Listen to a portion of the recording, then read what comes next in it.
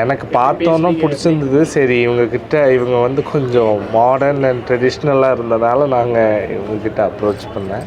So அதுதான் நான் push பண்ணி வீட்டிலேருந்து இவங்களை பேச வச்சது. பார்த்தோன்னே எப்படி கிருணேஷ் பிடிக்கும்? அதெல்லாம் பார்த்தோன்னா ஒரு அசம்ஷனில் வர வேண்டியதுதான். இப்படி ஓகே இன்ஸ்டாகிராம் ப்ரொஃபைல் ஸ்டாக் பண்ணீங்களா?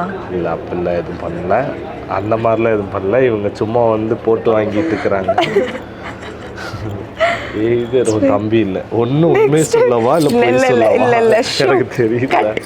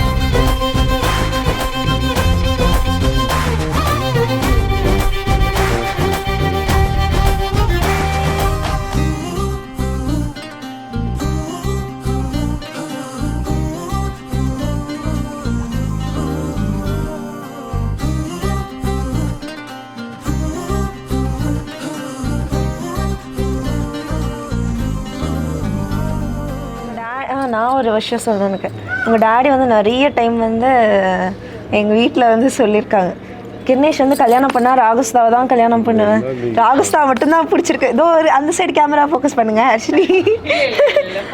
ஹர்ஷினி வந்து இருக்கு சாட்சி. ஆனால் ஏன்னு கிருணேஷ் வந்து இப்போ வரைக்கும் சொல்ல மாட்டார். கேமரா வேணா கேமராவுக்கு சொல்ல விரும்புகிறீங்களா? அதான் நான் அப்பயே சொன்னேன்ல ப்ரோ, இந்த இதுதான் ஜென்ரலாக இருந்தது. பேசி பாருங்கன்னு சொன்னேன். அதனால பேசினதுக்கப்புறம் நான் இது பண்ணுங்கன்னு சொல்லி அட்டன் பண்ணி பேசினது தான்.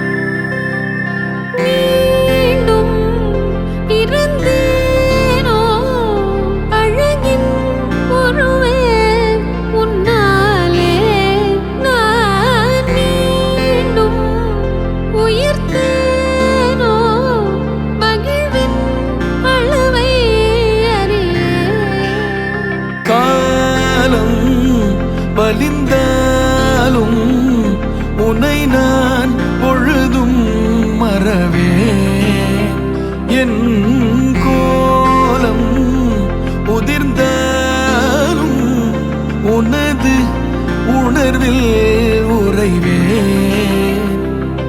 உடல் நீ